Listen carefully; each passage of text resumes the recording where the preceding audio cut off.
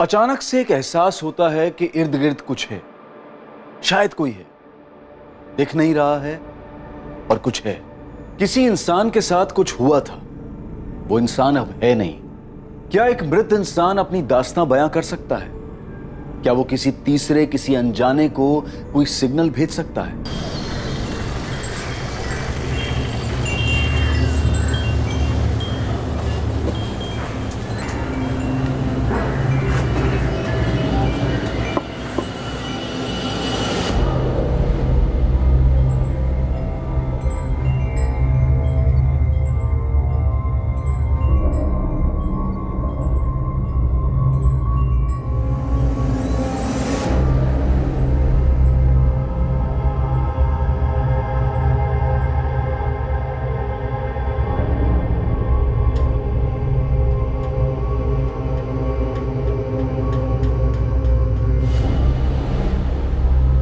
विद्या, तुलसी के लिए इतना बड़ा स्ट्रक्चर बालकनी में कौन बनवाता है?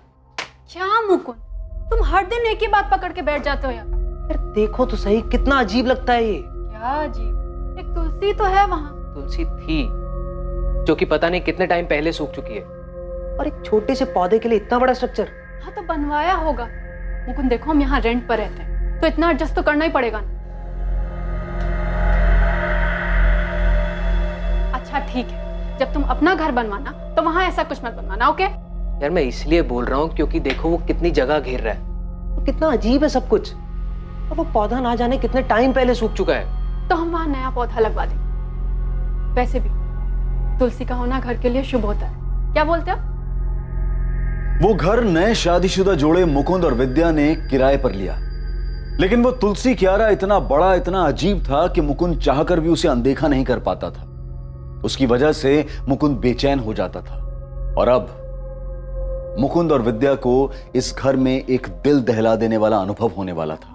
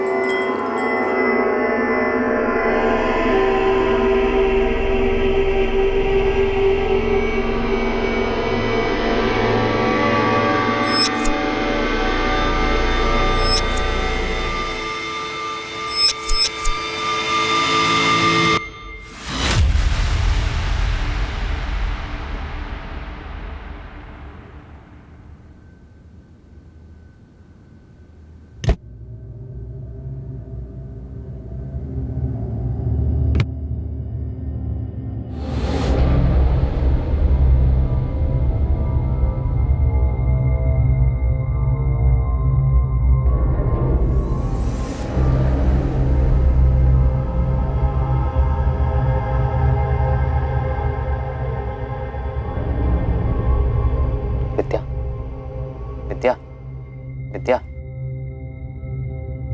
क्या हुआ मुकुंद? यार वो तुलसी क्यारा। यार तुम्हें नींद में भी वही दिखाई देता है क्या? ये कोई वक्त है इस बारे में बात करने का? नहीं यार, मतलब कितना अजीब लगता है वो। अरे अजीब तुम लग रहे हो, रात को भी वही बात लेके बैठ गए। तुम्हें और कोई थॉट नहीं आ रहा है क्या आजकल? नहीं यार, कुछ अटपटा सा है। सो जाओ मुकुंद। विद्या मेरी बात तो सुनो प्लीज। यार सुबह मैंने माली को बुलाया, वो आके दूसरा पौधा लगा देगा। अभी प्लीज सो जाओ, मुझे भी सोने दो।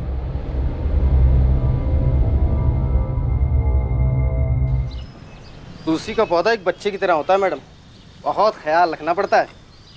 रोज पानी दो, गमले की साफ सफाई रखो, और धूप भी मिलती रहनी चाहिए, वरना मुरझा जाती है तुलसी।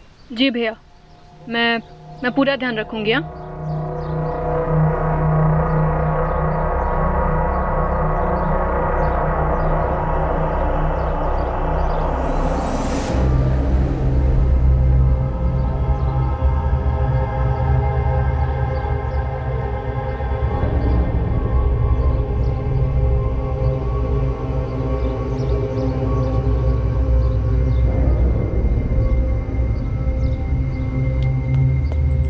लीजिए मैडम, हो गया।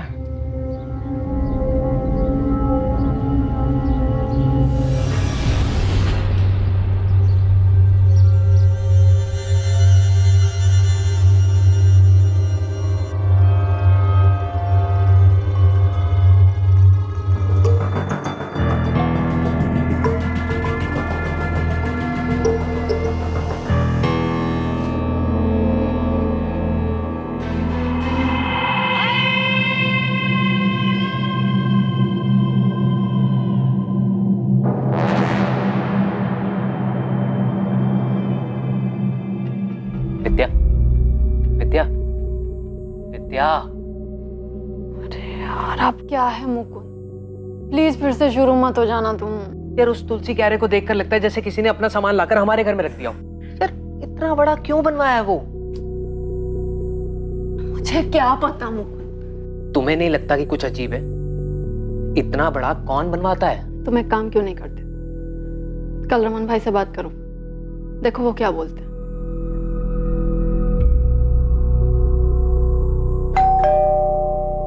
अरे क्या हुआ मुकुंद, अचानक से बुलाया, फोन पे भी कुछ बताया नहीं, कुछ प्रॉब्लम हुआ क्या? नहीं रमन भाई, कोई प्रॉब्लम नहीं है। आइए ना, अंदर आइए।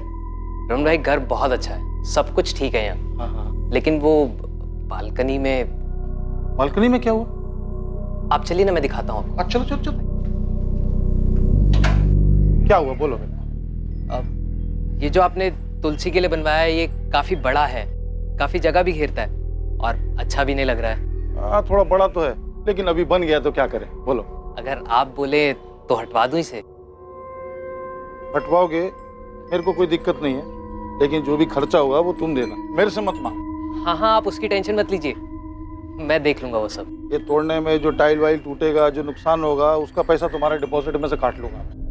आप उसके लिए बेफिक्र रहिए रमन भाई, मैं बहुत ध्यान रखूंगा उस चीज का। हाँ तो फिर करवाओ, चलो चलो। वो तुलसी क्यारा पूरा हटवाने की क्या जरूरत है, 2-3 ब्रिक हटवा के थोड़ा छोटा करवा दो ना बस। क्या दिक्कत है विद्या, अब तो रमन भाई ने परमिशन दे दी है ना। कोई प्रॉब्लम नहीं है, पर अभी अभी मैंने वो पौधा लगवाया है और अभी हटा देंगे तो घर के लिए अशुभ होगा ना। सिर्फ क्यारा हटवा रहा हूँ विद्या, पौधा हम किसी दूसरे गमले में लगा देंगे, तुम्हारे लिए साफ सफाई के लिए भी आसानी हो जाएगी, है ना? अरे बाबा, कल नया गमला ला दूंगा, तुम टांग देना उसे जहां मन करे, ठीक है? अच्छा सुन, एक काम करते हैं, पहले मिट्टी निकाल लेते हैं, उसके बाद क्यारा तोड़ते हैं। इससे हम लोगों का काम आसान हो जाएगा और ज़्यादा मेहनत भी नहीं पड़ेगी।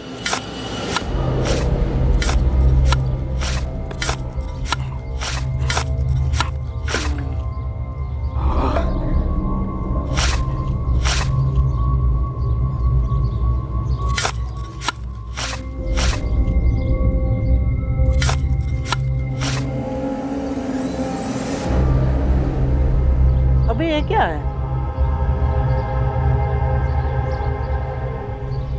कपड़ा जैसा कुछ है क्या है यार?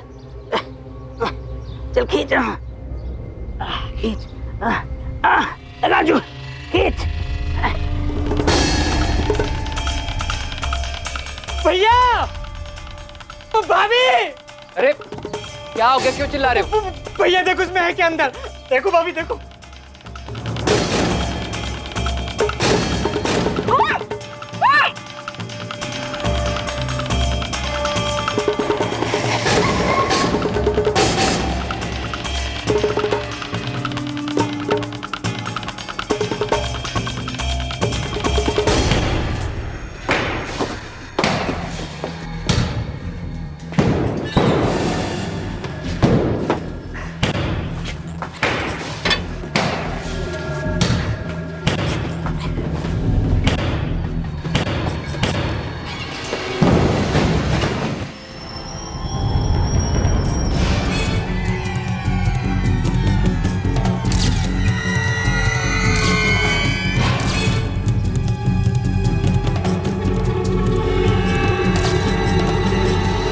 हमें बस 1 महीना ही हुआ है सर किराए पर ये फ्लैट लिए हुए। इतना बड़ा तुलसी का स्ट्रक्चर बालकनी में बहुत अजीब लगता था। मैंने मकान मालिक से बात की, उन्होंने तोड़ने की परमिशन दी। जब तोड़ने लगे तो उसमें से ये कंकाल निकला। मकान मालिक कौन है, नाम क्या उसका? रमन सरवैया नाम है सर। मैंने फोन किया है, वो आते ही होंगे। सर, है तो ह्यूमन स्केलेटन, लेकिन काफी बुरी हालत में। पेल्विक बोन्स तक टूट चुकी हैं। पता नहीं चल रहा है मेल है या फीमेल। स्केलेटन को फॉरेंसिक भेजो रीवा, देखते हैं उन्हें क्या मिलता है।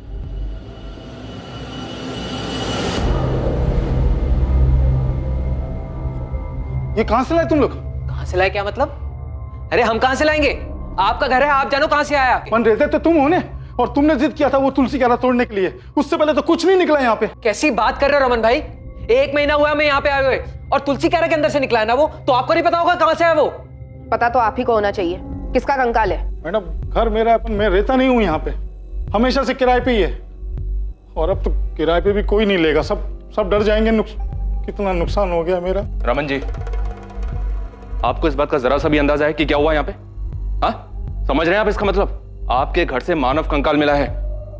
किराए की बात तो बहुत दूर रही, हम आपके इस घर को सील करने जा रहे हैं। और चुपचाप हमें यह बताइए, ये कंकाल किसका है और किसने दफनाया इसे यहाँ पे? रमन जी बोलिए, कहां से आया कंकाल? मुझे नहीं मालूम, 10 साल से किराए पे ही है। तो क्या 10 साल पहले दफनाया था इसको? हाँ, पता नहीं। तो फिर ये यहाँ आया कहाँ से? किसने दफनाया? तुलसी कह रहा आप ही ने बनवाया है ना, उसी में से निकला है। नहीं, हाँ, वो हितेश और धर्मेश ने बनवाया, तुलसी कह रहा। हितेश, थोड़ा बारीक बारीक काटना। हाँ, नहीं तो करारे नहीं बनेंगे। देखना किसका फोन है। हेलो, तो धर्मेश मैम वो भी बात नहीं कर सकते, वो थोड़ा बिजी हैं। अच्छा, वैसे तुम्हें पता चला कि नहीं, धर्मेश की शादी फिक्स हो गई है। कौन है? आरती। मरवा के मानेगा यार। अच्छा ये लो, धर्मेश से बात करो। देखो कितना शर्मा रहा है, लड़की की फोटो भी नहीं दिखा रहा मेरे को। ये लो बात करो उससे, पूछना इससे कौन है। तू भजिया तन क्या आरती, तुम भी मजाक कर रहा है हितेश? दोनों मामा भांजे थे, लेकिन रहते एकदम दोस्त जैसे थे। करते क्या थे? वो कोई कंसल्टेंसी कंपनी में काम करते थे। ये तुलसी ग्यारह किसने बनवाया था, मामा ने या भांजे ने? हितेश, मुझसे हितेश ने बोला था, भांजे ने। रमन भाई रेंट। हाँ। अच्छा वो रमन भाई, एक रिक्वेस्ट है। बोलो बोलो। हम लोग क्या सोच रहे थे कि वो बालकनी में एक तुलसी क्यारा बना लेते हैं। तुलसी कह रहा जी? हाँ, एक छोटा गमला ले आओ ने, तुम्हारा काम भी हो जाएगा और सस्ते में हो जाएगा। बोलो। नहीं, वो गमला तो बहुत छोटा हो जाएगा ना, तो 2-3 महीने में सूख जाता है। तो फिर हम सोच रहे थे कि थोड़ा बड़ा बना लेते हैं। हाँ, तो कितना बड़ा? आइए आपको मैं दिखाता हूँ।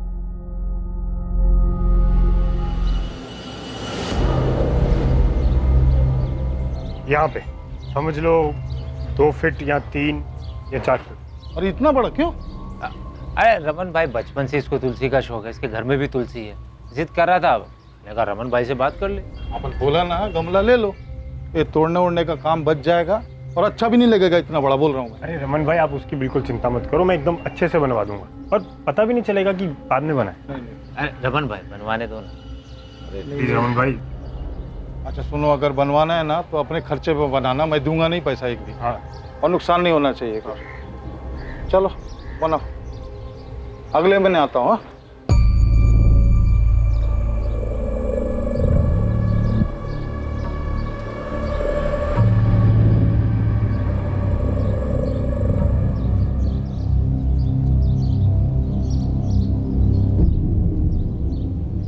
धर्मेश, कुछ गड़बड़ तो नहीं लग रहा ना? एकदम परफेक्ट, इससे काम हो जाना चाहिए। पक्का? मतलब ऐसा तो नहीं लगेगा ना ये बालकनी के साथ नहीं बनाया था? नहीं,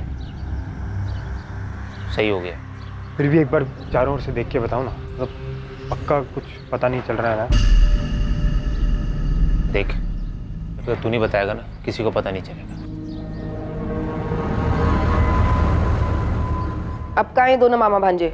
पता नहीं मैडम, बाद में पता चला कि दोनों गायब हैं। मतलब मिसिंग? कैसे और कब से गायब है? ये तो पता नहीं, लेकिन यहाँ से जाने के कुछ दिन बाद गायब हो गए।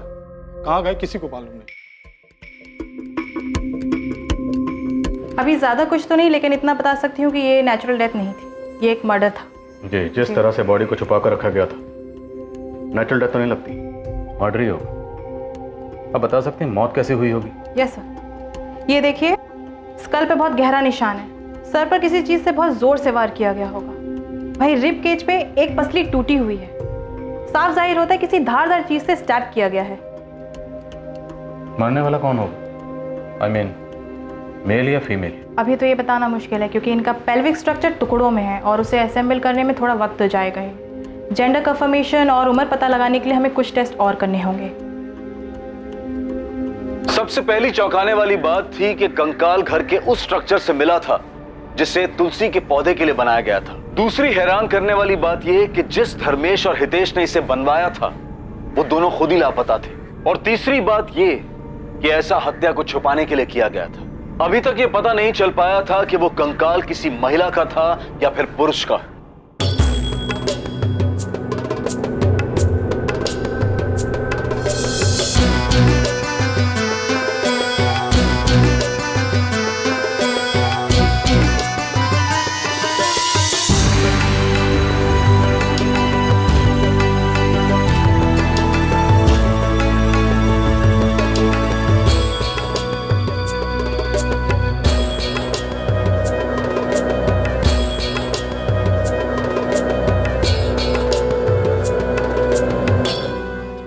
घर खाली कब किया उन दोनों ने?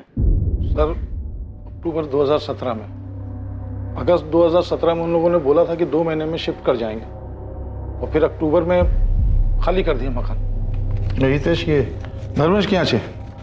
वो ऑफिस गया है ना।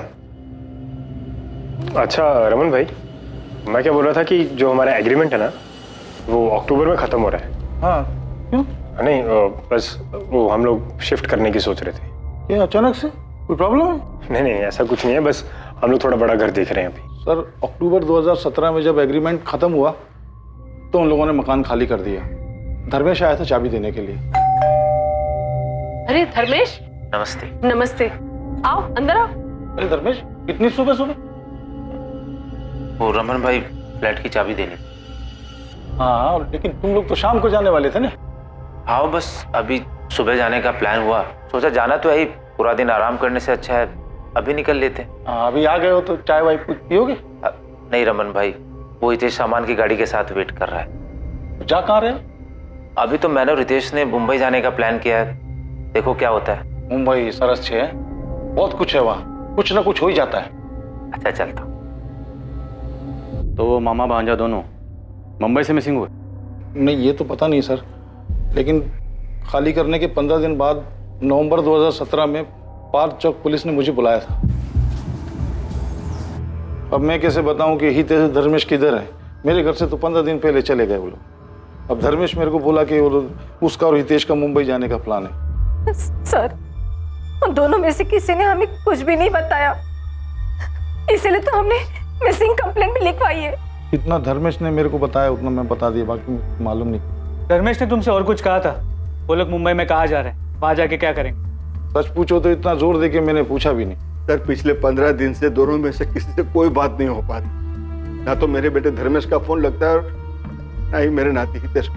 सर मेरी भी हितेश भैया से 15 दिन पहले ही बात हुई थी और उस पर भी वो मैसेजेस से कांटेक्ट में थे। सर ये देखिए, लेकिन इसमें भी भैया ने कभी कहा नहीं कि वो मुंबई जा रही है। जब भी मैं पूछती तो बोलते वो सूरत में ही है। मेरा बेटा धर्मेश भी ऐसे ही कॉन्टेक्ट में था, मैसेज से, लेकिन 15 दिन पहले ही उसका मोबाइल भी स्विच ऑफ हो गया। रमन, ये सब कुछ तेरे घर से जाने के बाद ही हुआ है और सिर्फ तू है जो कह रहा है कि वो लोग बॉम्बे गए हैं। सच सच बता, कहाँ है वो दोनों? मुझे क्या मालूम धर्मेश ने मुझे ही मुंबई जाने के बारे में क्यों बोला। तो वैसे भी वो मेरे फ्लैट पे किराए पे रहता था, कोई मेरे साथ नहीं रहता था। अक्टूबर में उसका एग्रीमेंट खत्म हो गया तो वो लोग खाली कर दिया। वो हितेश और धर्मेश के खाली करने के बाद यानी अक्टूबर 2017 से लेके अभी कुछ दिनों तक 2 अलग अलग लोग किराए पे रहे उस मकान में, और उनके खाली करने के बाद ये मुकुंद और विद्या आए थे। सर 1 महीने के लिए भी खाली नहीं रहा। बहुत लकी मकान है वो। तुम्हारे उसी लकी मकान में से कंकाल निकला है? हाँ सर निकला है सर, सबको ये खबर भी हो गई है। तो समझ नहीं आ रहा मैं क्या करूं। सबको पता चल गया, कोई किराए पे भी नहीं रहेगा वहां, और बेचूंगा तो बिकेगा भी नहीं वो।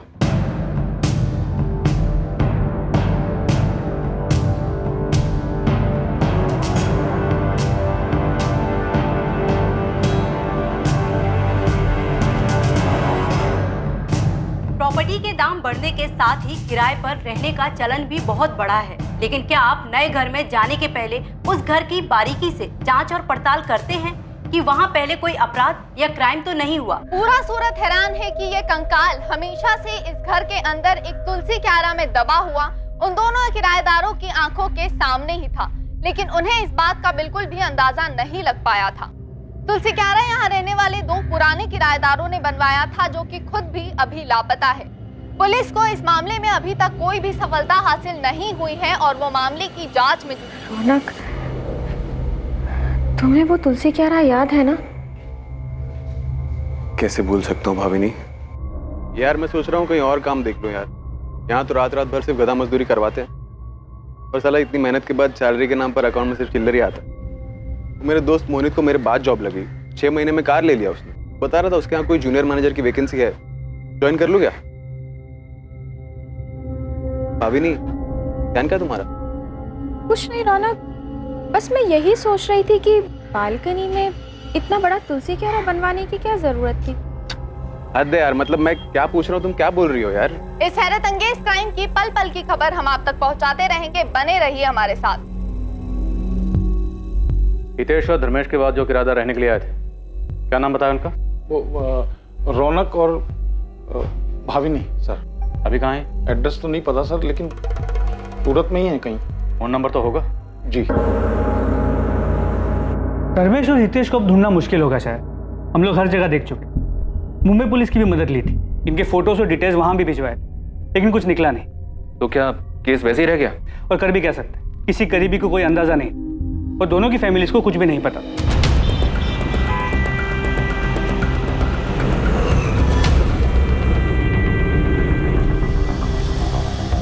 अच्छे लड़के थे दोनों, पता ही नहीं चलता था कि दोनों मामा भांजे थे।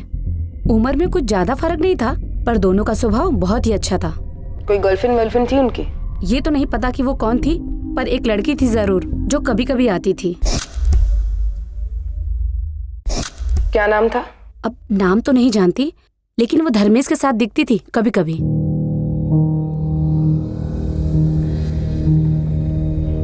लता बहन कैसे हैं आप? मजा मा धर्मेश, तू कैसा है? एकदम अच्छा। चलो मिलते हैं बाद में।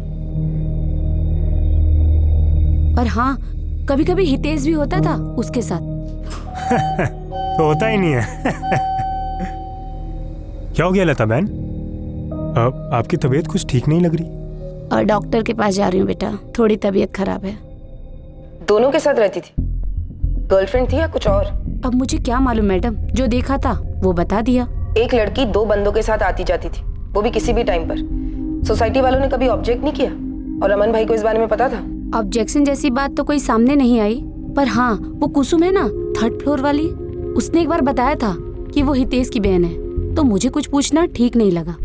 गलती तो आपसे भी हुई, आपको सब अच्छे से चेक करना चाहिए था ना। अरे मैं क्या चेक करता श्वेता? मेरे को क्या मालूम घर के अंदर क्या चल रहा है क्या नहीं चल रहा है? मेरे को क्या मालूम? मैं क्या दीवार फोड़ के जमीन खोद के देखता कि किधर लाश दबी किधर क्या दबा है?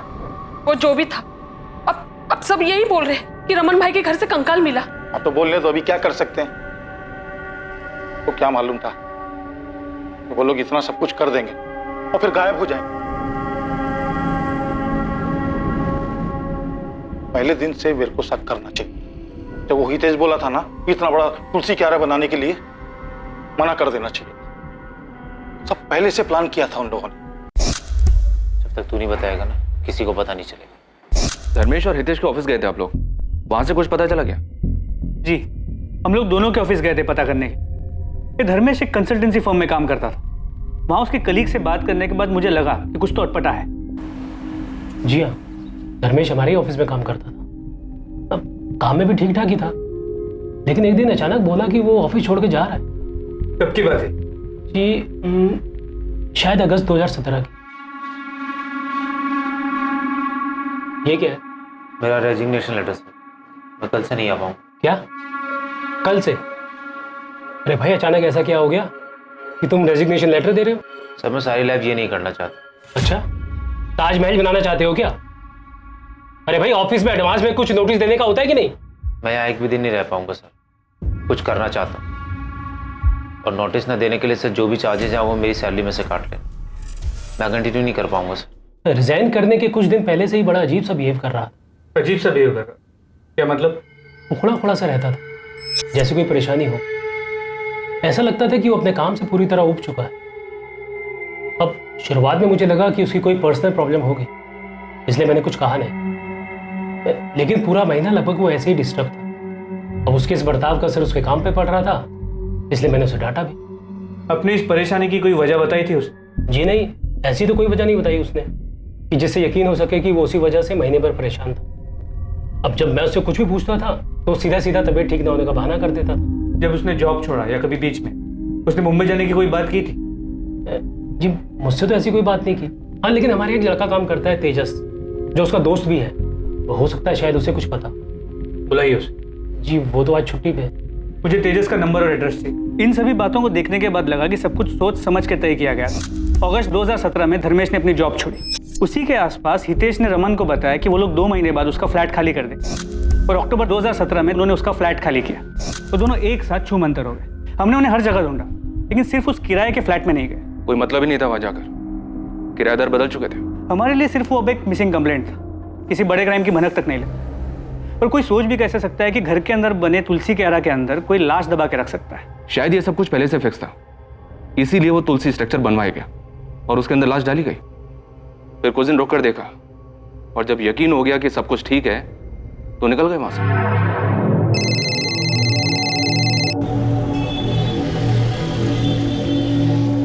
हाँ रिवा बोलो। सर धर्मेश और हितेश के एसके अपार्टमेंट वाले पड़ोसियों से बात हुई। पता चला है किसी लड़की का उनके घर आना जाना था। लड़की कौन थी वो? नाम एड्रेस कुछ पता चला क्या? नहीं अब तक नहीं सर। ठीक है पता करो।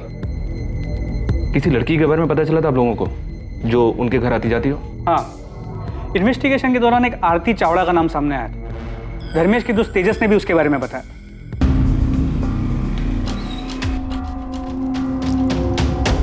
धर्मेश और हितेश कहाँ हैं तेजस? सर मुझे नहीं पता सर।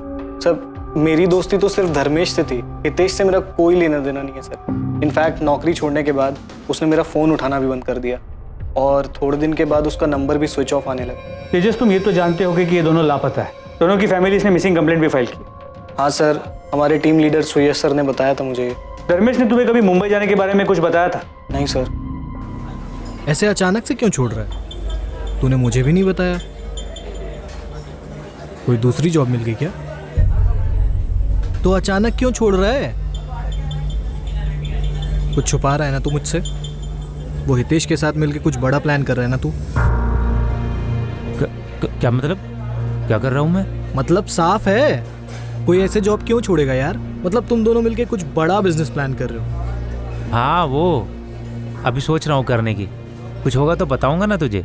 इसके अलावा कुछ और नोटिस किया था? कोई लड़की वड़की का चक्कर? सर उसने कभी कुछ सामने से बताया नहीं सर। धर्मेश और हितेश के कॉल रिकॉर्ड्स में एक कॉमन नंबर मिला है। इस लड़की आरती का है। इसे कभी देखा है? सर कभी उसने किसी से मिलवाया नहीं और ना कभी कुछ बताया, पर वो फोन पर किसी से बात तो जरूर करता था। कोई लड़की थी, अब वो लड़की यही थी या कोई और ये नहीं पता सर मुझे। तो ये आरती आप लोगों के हाथ लगी थी क्या? नहीं, उसका भी फोन बंद आ रहा था। उसके फोन डिटेल्स में जो उसका सूरत का एड्रेस था, हमने वहां जाके चेक किया। हाँ सर, ये मेरी ही किराएदार थी, लेकिन आप इसे क्यों ढूंढ रहे हैं? यहाँ से कहाँ गई? इसकी डिटेल्स होंगी ना, रेंट एग्रीमेंट तो हो गई। यहाँ से कहाँ गई ये तो पता नहीं सर, लेकिन फरवरी में वो यहाँ से चली गई थी और उसके बाद नया किराएदार आ गया तो मैंने भी एग्रीमेंट फेंक दिया। एग्रीमेंट फेंक दिया? तो क्या करता सर, यहाँ तो किराएदार आते जाते रहते हैं, और एक बार किराएदार यहाँ से चला जाए तो फिर। अपने किराएदारों के डिटेल्स आप किसी बुक में तो लिख के रखते होंगे ना? यहाँ से जाने के बाद या आने से पहले किसी ने कोई कांड किया तो? नहीं सर, अब क्या पता था कि किराएदार के एक बार जाने के बाद फिर उसे दोबारा कांटेक्ट करना पड़ेगा। लेकिन सर मैं अपने यहाँ सिर्फ शरीफों को ही कमरा किराए पर देता हूँ। शक्ल देखकर बता सकते हो कौन कांड करेगा कौन नहीं? सबसे खतरनाक मर्डर भोली शक्लों वाले लोग करते हैं। आरती ने कोई मर्डर किया है सर? वो हम इन्वेस्टिगेट कर रहे हैं। 2 लड़के गायब हैं और उनकी फैमिलीज ने मिसिंग कंप्लेंट फाइल की। आरती उन्हें जानती थी और आरती का भी फोन बंद आ रहा है। ये आरती जॉब कहाँ करती थी? किसी सॉफ्टवेयर कंपनी में HR में थी। उसके बाद भी हमने आरती को ट्रैक करने की कोशिश की। फिर हमें लगा कि शायद उनके रिलेशन के बारे में उनकी फैमिलीज को पता नहीं था। शायद धर्मेश आरती को लेकर भाग गया था और हितेश ने उनकी मदद की, लेकिन आगे की इन्वेस्टिगेशन में ऐसा कोई लिंक सामने नहीं है। और ये हितेश जहाँ काम करता था वहां से कुछ पता चला? हितेश एक टूर्स एंड ट्रेवल्स की कंपनी में काम करता था। हितेश वो तो गजब का धोखेबाज निकला सर। अगस्त 2017 को सैलरी निकाला मेरे पास और उसके बाद तो उसने दर्शन ही नहीं दिया। कितना फोन किया मैंने पर लड़का बात करने तक को राजी नहीं। उसके बाद कभी उससे कांटेक्ट हुआ? बस सर एक मैसेज किया था उसने, जगन भाई मैं काम छोड़ रहा हूँ, दूसरा काम पकड़ लिया है। अब मैं उसको क्या बोलता सर? शिरडी का 2 टूर सर पर था जो इस हितेश के भरोसे बुक किया था मैंने, लेकिन वो साला तो टांग दे गया ना। हितेश की बहन नमिता, माँ सरला, पिता दलपत, धर्मेश के पेरेंट्स कोकिला और हसमुख, उन दोनों की खोज खबर लेने के लिए महीनों तक फोन करते रहे, शुरू में तो वो हर हफ्ते पुलिस स्टेशन आते थे, फिर वक्त भी था तो आना बंद किया, पर पूरे 1 साल तक वो लोग फ़ोन करते रहे और शायद वो लोग भी ये बात समझ गए, इसलिए अक्टूबर 2018 के बाद उन्होंने कभी फ़ोन नहीं किया। इतनी इन्वेस्टिगेशन की आप लोगों ने, कहीं किसी मोड़ पर आपको ऐसा लगा क्या कि ये दोनों किसी गलत काम में थे? सुनील, ऑफ द रिकॉर्ड कहूँ तो एक पल के लिए लगा था कि इन लोगों ने ऐसा ही कोई क्राइम किया है और इसीलिए भाग रहे हैं, लेकिन ये प्रूव करने के लिए हमारे पास कोई भी सुराग नहीं थी और फिर हम दूसरे केसेस में बिजी हो गए। लेकिन हमें कभी भी ऐसा नहीं लगा था कि इन्होंने उस किराए के फ्लैट में इतना बड़ा कांड करके लाश को दफन किया हो। यस, अगर वो कंकाल सामने नहीं आता तो किसी के लिए भी इस बात का अंदाजा लगाना बहुत मुश्किल था। हम लोग हार्ड एंड क्रिमिनल्स पे नजर रख के क्राइम को कंट्रोल कर सकते हैं, लेकिन कोई ऐसे लोगों का क्या करे? इनके तो घर वालों को भी नहीं पता होता कि इनके दिलों में क्या चल रहा है। पाचक पुलिस को उनकी तहकीकात में कोई लीड नहीं मिली? नहीं सर, कोई लीड नहीं मिली। लेकिन ये भी अजीब है सर कि हितेश और धर्मेश के बाद रौनक और भाभी उसी घर में किराए पर रहे, पर उन्हें भी कोई स्मेल नहीं आई। पक्का बहुत मेहनत की होगी सर दोनों ने लाश को छिपा कर रखने में। ये भी मेक श्योर किया होगा कि कोई स्मेल ना आए, पूरी तसल्ली करने के बाद ही घर छोड़ा होगा।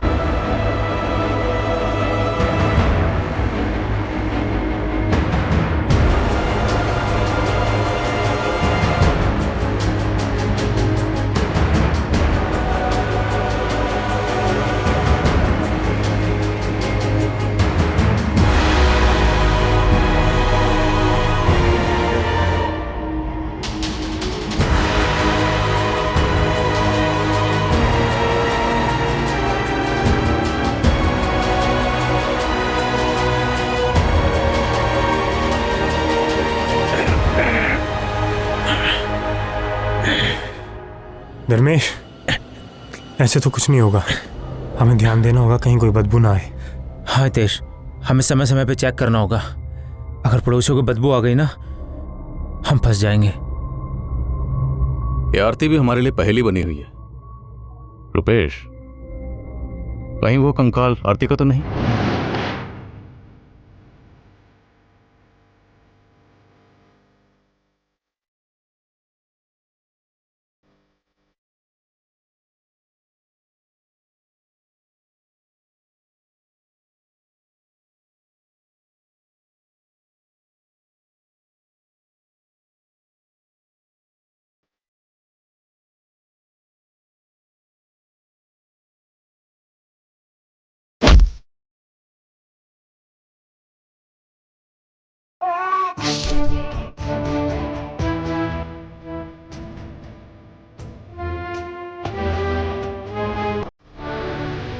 सर मुझे लगता है हमें हितेश और धर्मेश की फैमिली से बात करनी चाहिए।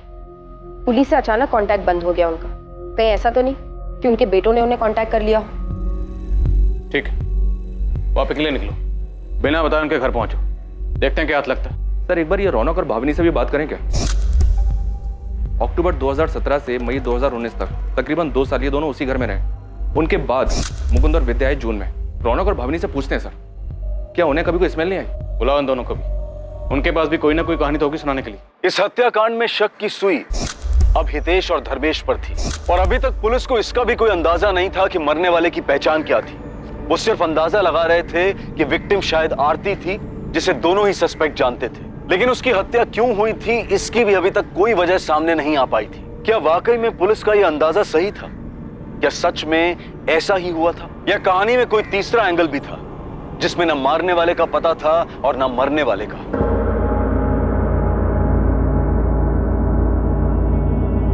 पुलिस की एक टीम हितेश और धर्मेश की फैमिली को ढूंढते हुए गुजरात के एक छोटे से शहर वापी पहुंचती है, जहां हितेश और धर्मेश की फैमिली रहती थी। दूसरी तरफ सूरत पुलिस ने रमन के पुराने किराएदार रौनक और भाविनी को पूछताछ के लिए थाने बुलाया, जो कि उस घर में धर्मेश और हितेश के जाने के बाद रहने आए थे। रमन सरवैया का 12 SK अपार्टमेंट्स वाला किराए का वो फ्लैट सील कर दिया गया।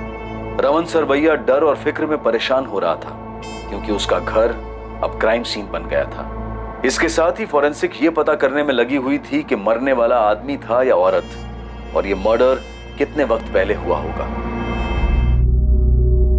तुम लोगों ने कुछ नहीं किया तो फिर डर क्यों रहे हो? कैसे नहीं डरे सर, 2 साल रहे हम उस घर में। जब से कंकाल के मिलने की बात पता चली है, रातों की नींद गायब हो गई सर हमारी। सर हमने किसी से कहा नहीं, लेकिन वो 2 साल बहुत मुश्किलों भरे थे, इसलिए घर चेंज किया। अब समझ आ रहा है वो दिन इतने मुश्किलों भरे क्यों थे, क्योंकि सर वो घर ही मानूस था। हम तो हमारे नए फ्लैट ओनर से पिछले किराएदार के बारे में 4 बार बात कर चुके हैं। रौनक, मैं समझ सकता हूँ कि तुम लोग किस डर से गुजर रहे थे, पर क्या आप लोगों को वाकई कोई स्मेल नहीं आई? या पता नहीं था कि किस चीज की स्मेल है, इसलिए इग्नोर किया? सच में सर, वहाँ कोई स्मेल नहीं थी। लेकिन वो तुलसी क्यारा देखकर बड़ा अजीब सा लगता था। इतना बड़ा तुलसी क्यारा बनवाया क्यों था? हमने सोचा कि रमन भाई से बात करें, लेकिन हम कुछ नहीं बोले। अगर वो बुरा मान जाते तो हमें अगले दिन घर खाली करवा देते। वो तुलसी क्यारा रमन भाई ने बनवाया था? घर उनका था, इसीलिए हमें लगता है उन्हीं ने बनवाया। एक बार जब रमन भाई किराया लेने आए तो तुलसी का पेड़ सूख गया था। हाँ पूरे हैं। रमन भाई चाय। हाँ, अरे ये तुलसी में पानी नहीं डालते क्या? देखो ना कितना सूख गया है। अब याद से डाल दूंगी। वो रमन भाई, हमको पेड़ पौधों का शौक नहीं है ना, इसीलिए कभी ध्यान नहीं दिया। नहीं, मेरे को भी पेड़ पौधे का ज्यादा शौक नहीं है, लेकिन अभी घर में है तो सुखा के तो मार नहीं सकते ना। हाँ। 2-4 बूंद डाल दिया करो, क्या पता फिर से हरा हो जाए।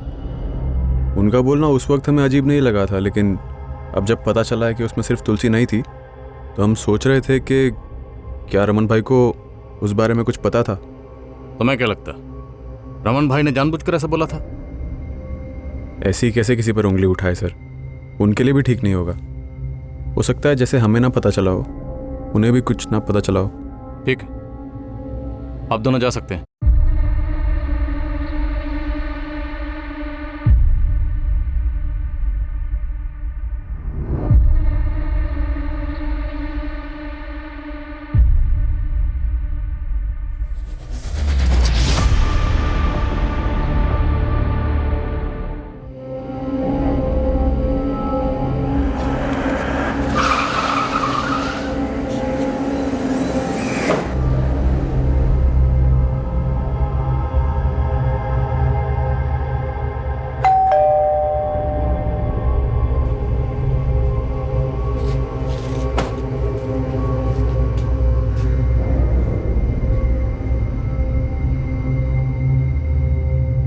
वो दोनों जिस घर में रहते थे वहां से कंकाल मिला हमें। उस घर में तुलसी, क्यारा, धर्मेश और हितेश नहीं बनवाया था। कंकाल मतलब हड़पिंजर? हाँ, लाश छिपाई है उन्होंने, जो कंकाल बनकर अब सामने आई है। हमें शक है कि दोनों ने मिलकर मर्डर किया है, इसीलिए 2 सालों से फरार हैं। क्या बोल रही है मैडम आप? एक तो आप उन दोनों का पता नहीं लगा पा रही है, और ऊपर से इस तरह का बेकार इल्जाम लगा रही है उन पर। देखो, बेवजह नाम मत घसीटो दोनों का। कोई सबूत है या बस ऐसे ही तुम्हारे वादों की तरह तुम्हारे दावे भी खोखले, हवा हवाई? इसलिए तो आए हम लोग यहाँ पे। बस एक बार वो दोनों हाथ लग जाएं, वो खुद आप लोगों को बता देंगे। फिलहाल आप लोग हमें बताइए कि वो दोनों कहाँ हैं। हम कैसे बताएं मैम? जाके अपनी पुलिस से पूछिए ना। हमने तो मिसिंग कंप्लेंट दर्ज करवाई थी दोनों की, तब तो आपको कुछ नहीं मिला था। साथ मत दीजिए उनका। मर्डर हुआ है यहाँ प्लान तरीके से। मान लीजिए हमारे बच्चों ने ऐसा कुछ किया हो, जो कि हो नहीं सकता। चलिए एक बार के लिए मान लेते, और ये भी मान लेते हैं कि हमें पता था, तो फिर हम पुलिस स्टेशन में मिसिंग कंप्लेंट करवाने क्यों जाते हैं? एक लड़की के बारे में पता चला हमें, जिसका उनके घर पे आना जाना था। आरती नाम है उसका, धर्मेश की गर्लफ्रेंड थी। कुछ पता है आप लोगों को उसके बारे में? सच में हमें कुछ नहीं पता। उन दोनों ने हमें कुछ भी नहीं बताया था। इससे पहले जो पुलिस आई थी ना, उन्हें भी हमने ये सारी बातें बता दी थी। मैम, पहले वाली पुलिस को भी आरती के नाम के अलावा उसके बारे में कुछ नहीं पता था। और एक बात, आपके आंगन में जो तुलसी का पौधा है, हितेश को पसंद था क्या? हाँ मैडम, उसे रोज सुबह तुलसी के पत्ते खाने की आदत थी। आप दोनों एक बात याद रखिए, धर्मेश और हितेश अपराध करके भागे हुए मुजरिम हैं। उन दोनों में से किसी को भी छुपाना अपराध करने जैसा ही है। तो अगर कुछ भी पता चले तो आप लोग हमें इन्फॉर्म करेंगे तुरंत।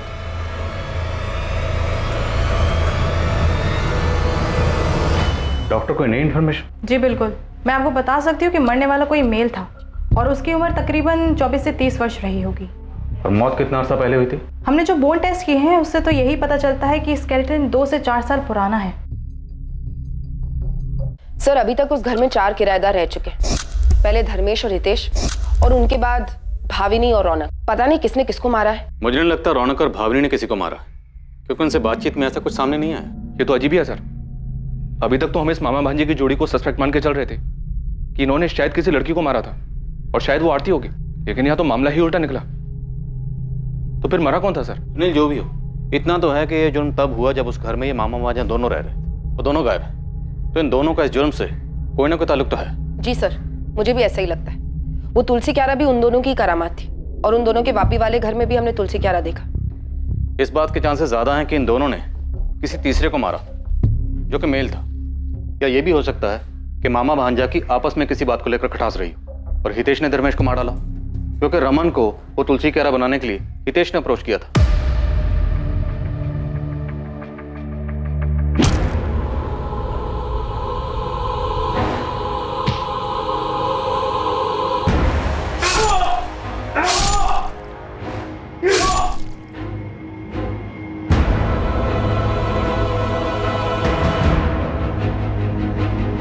लेकिन सर, इसका उल्टा भी तो हो सकता है धर्मेश ने हितेश को मारा हो, क्योंकि मकान मालिक को चाबी देने के लिए धर्मेश ही गया था।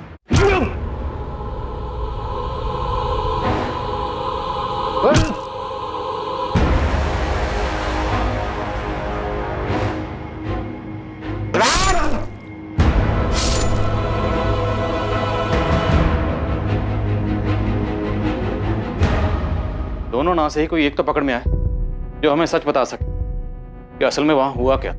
या फिर हमें ये आरती मिल जाए।